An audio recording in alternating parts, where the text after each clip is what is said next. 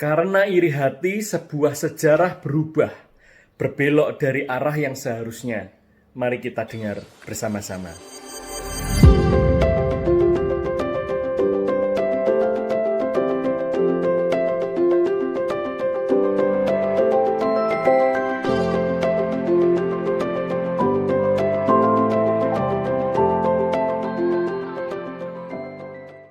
Iri hati sendiri adalah perasaan di mana seseorang merasa tidak senang saat melihat orang lain beruntung atau orang lain diberkati.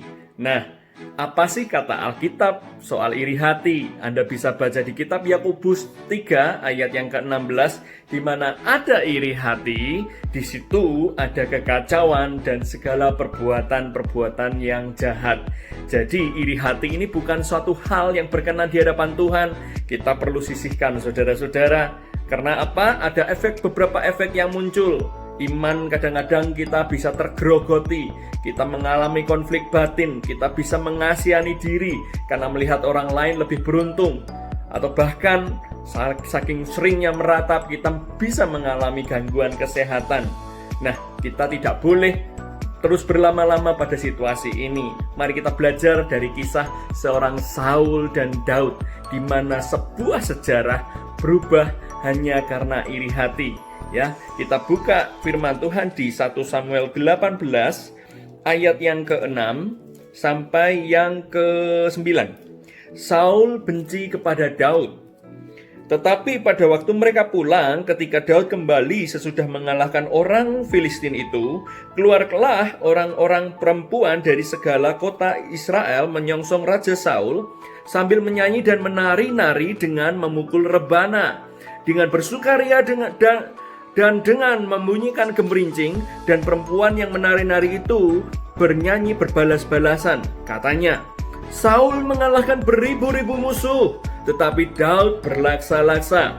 Lalu bangkitlah amarah Saul dengan sangat, dan perkataan itu menyebalkan hatinya, sebab pikirnya kepada Daud diperhitungkan mereka berlaksa-laksa, tetapi kepadaku diperhitungkannya beribu-ribu. Akhir-akhirnya jabatan raja itu pun jatuh kepadanya. Sejak hari itu maka Saul selalu mendengki Daud. Nah, di sini awalnya hanya sepele, ya, nggak ada maksud jahat dari perempuan-perempuan yang memuji Saul, kedatangan Saul maupun Daud.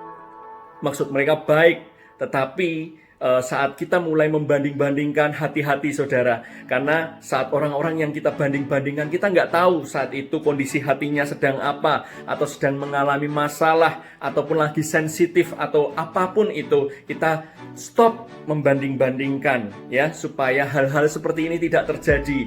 Akhirnya apa? Seorang Saul menjadi iri terhadap Daud, diperhitungkan kepadanya berlaksa-laksa, sedang kepada saya hanya beribu-ribu, sehingga Saul mulai mendengki Daud. Nah, sebetulnya tidak ada alasan saudara-saudara bagi seorang Saul untuk iri kepada Daud.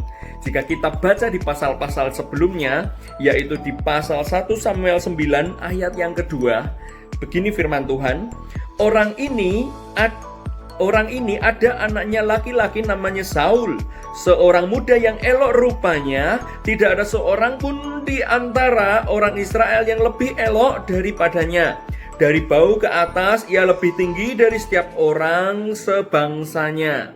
Jadi dikatakan bahwa Saul itu luar biasa elok, ya, orangnya mantep, gagah, luar biasa, diurapi lagi, kurang apa coba. Nah, jadi tidak ada alasan sebetulnya bagi seorang Saul untuk iri terhadap Daud.